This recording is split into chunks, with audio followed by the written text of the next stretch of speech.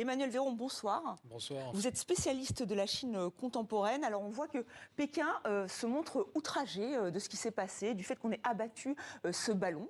Donc comment vous expliquez cette réaction? Oui, le régime finalement se montre outragé, mais c'est en miroir d'une certaine perte de face dans un sujet où au début il voulait tester les réactions américaines, les réactions canadiennes éventuellement, sur des technologies militaires duales d'ailleurs, civilo-militaires, qui évoluent dans une couche de l'atmosphère qui est en haute altitude, 17-20 km jusqu'à plus de 80, autour de 80 km, qui n'est pas l'espace et qui est au-dessus, donc en dessous de l'espace, et qui est au-dessus de la couche troposphérique, là où les avions commerciaux, les avions militaires évoluent.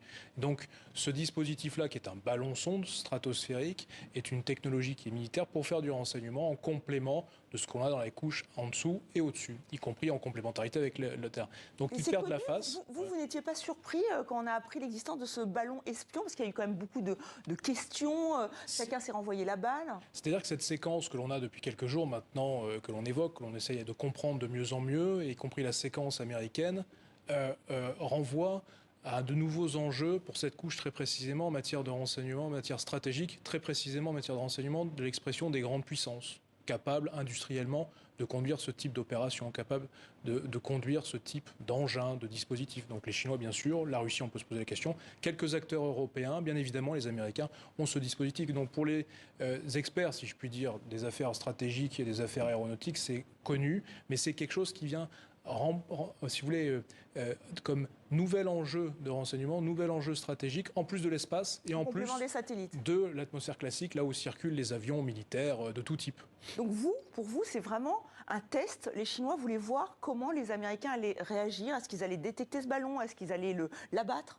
À ce stade, probablement que les Chinois ont voulu à la fois tester et envoyer un signal à la communauté internationale et en particulier aux Américains en disant « nous disposons de ce type d'appareil, nous disposons de ce type de technologie qui n'est pas fondamentalement hyper sophistiquée. En revanche, on a la capacité de le laisser se promener, si je puis dire, le ballon se promène, tant partout en Amérique du Nord, dans une trajectoire qui est extrêmement précise, ce qui va en contradiction avec les déclarations officielles du régime d'ailleurs, puisque vous suivez la trajectoire du ballon, qui est précisément celle qui passe des Kourils, Pacifique Nord, Alaska, Canada, qui descend sur la partie sud continentale des États-Unis, qui survole en partie, mais pas que, beaucoup de dispositifs stratégico-militaires, dont la dissuasion américaine avec les fameux missiles Minuteman, qui sont en direction de l'Asie-Pacifique. Oui, effectivement, il y a d'autres ballons qui, on l'apprend aujourd'hui, qui ont survolé des partenaires asiatiques des Américains, comme les Philippines, comme le Japon. Donc effectivement, ça corrobore ce que vous venez de nous dire. Sur ce sujet-là, ça renvoie à une question, on pourrait se poser la question suivante, qui est celle pourquoi les Américains n'auraient pas descendu d'abord l'appareil, le ballon sonde, avant même que l'histoire soit médiatisée, et de régler ça en coulisses, si je puis dire. C'est que, non pas tant que les Américains ont été surpris et débordés, mais c'est qu'ils ont voulu reprendre l'avantage sur cette intrusion chinoise dans l'environnement géographique et sur le territoire américain, dans l'atmosphère. Pour complément, je dirais que depuis quelques heures, les Américains laissent savoir médiatiquement qu'il y a plusieurs ballons chinois qui avaient été identifiés depuis plusieurs mois, voire plusieurs années, et qu'au final, les Américains vont faire savoir prochainement que finalement, des dispositifs identiques ont été repérés sur les 5 continents. Mais c'est-à-dire que les Chinois n'ont pas peur de la réaction des Américains, finalement, puisqu'ils testent. Et c'est là où on arrive à la séquence où les Chinois ont perdu le contrôle. Probablement pour des raisons météo, mais aussi pour des problématiques techniques, pour des problématiques politiques, de difficultés pour le régime de conduire des opérations qui sont à ce stade suffisamment sophistiquées pour qu'ils perdent le contrôle. C'est-à-dire que c'est loin de leur matrice territoriale, c'est loin de la Chine, et techniquement, ils ont aussi perdu le contrôle. Et les Américains, à ce moment-là, ont repris l'avantage, ont repris le dessus, jusqu'à abattre ce ballon sonde et montrer une démonstration de force spectaculaire et de la capacité de leur industrie de défense. Le F-22 Raptor, le missile infrarouge, et puis maintenant et demain, la récupération des matériaux et du matériel en mer. Et là, ça pose aussi un problème diplomatique, c'est-à-dire comment Anthony Blinken devait partir pour la Chine. Finalement, il a reporté son voyage. On voit que le ton monte. Il n'y a plus de contrôle diplomatique ni d'un côté ni de l'autre.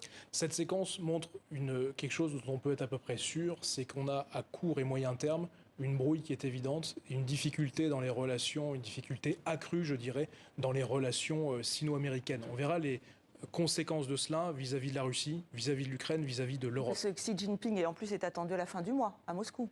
Absolument. Et c'est là où on va voir le test et les limites de la connivence sino-russe en matière stratégique, en matière d'enseignement, également en matière commerciale et économique. Donc pour l'instant, il faut attendre. Simplement, une dernière question. On a du mal à comprendre quand Anthony Blinken appelle son homologue chinois et que finalement, on a l'impression qu'ils arrivent à se mettre d'accord et que le voyage va être reporté. Là, c'est juste pour le côté médiatique, pour l'opinion publique. Qu'en pensez-vous? Il y a bien évidemment ce sujet-là qui est de l'ordre de la politique internationale, qui est de l'ordre du renseignement, qui est de l'ordre de la stratégie, une composante de politique intérieure. Et c'est aussi vrai pour la Chine que pour les États-Unis.